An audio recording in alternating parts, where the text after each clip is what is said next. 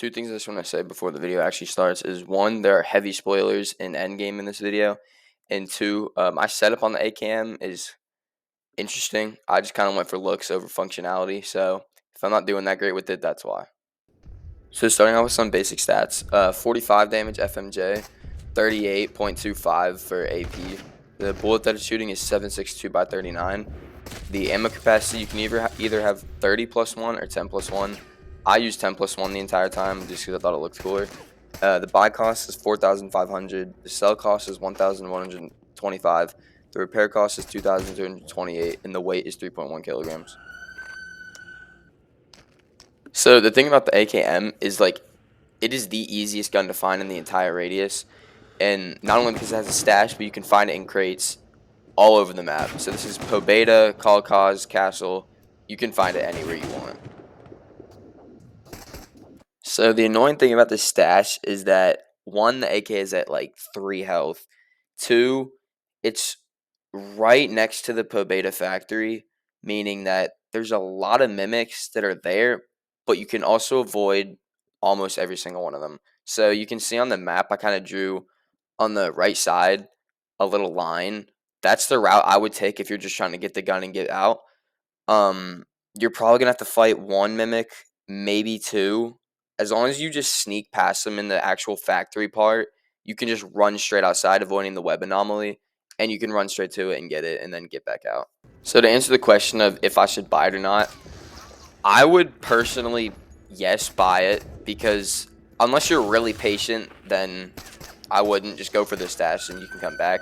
The only thing is it's a long walk, obviously, and you're going to have to repair that gun anyway. So if you're patient, you can hold off, but if you aren't, I would just buy the gun.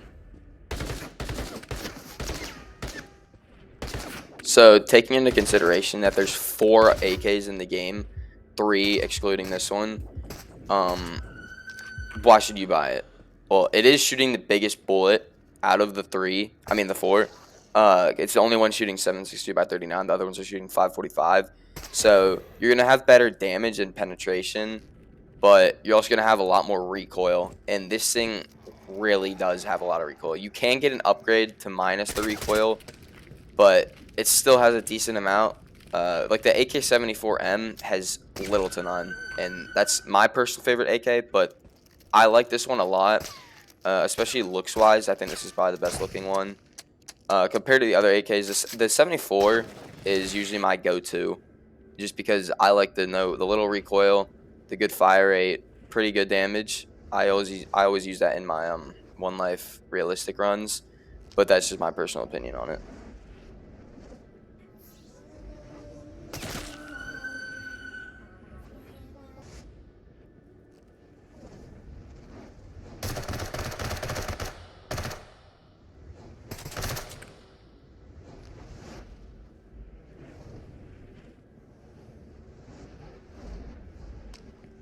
All right, I just want to say real quick before I die here, the only reason that I actually did die is because this guy didn't make a sound, and he wasn't around that corner because I just checked that. I don't know where he came from, but the only footsteps I heard was when he was right next to me. He stood up, and that's the footsteps that I heard.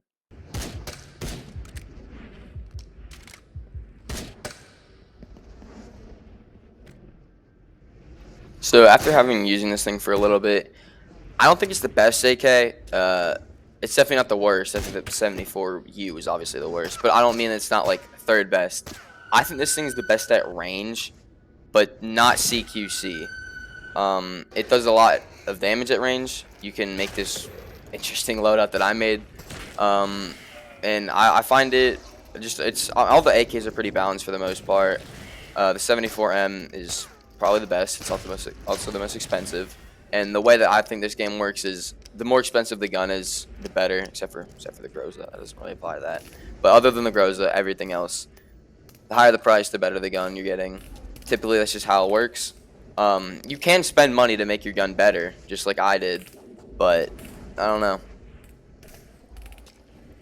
But going back to what I said about price, I mean, this thing's only $4,500. That's really cheap for a solid assault rifle. I mean, compared to the other ones in this game too, like, you're not going to get that good of a price for this good of a gun. And sure, it's got a ton of recoil. The reliability is mid.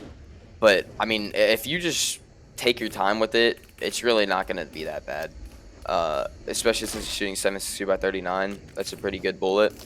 And it'll do just fine as long as you keep it in good condition. So as my final review of the AKM, I'm going to give it a 7 out of 10 because it's not bad, but it's not great either. I would definitely get the recoil reduction upgrade. I didn't have it at all in this video just because I only use my thing as a DMR and you're not full autoing a DMR. So there's really no point. But if you are using it as CQC and you have like an actual optic on it, like the holographic or a red dot, I would definitely get the upgrade. Also, I don't know why in my range clip the laser wouldn't go through the suppressor. For some reason, it did that. It didn't do that any other time, but I don't know why I did that.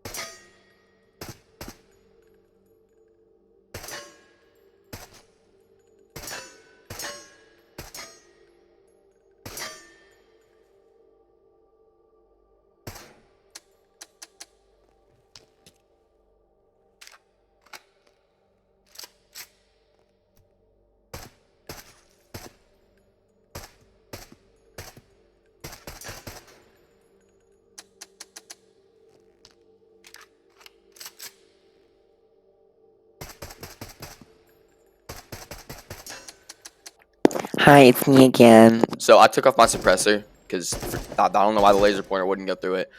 So that's why I took off the suppressor on it.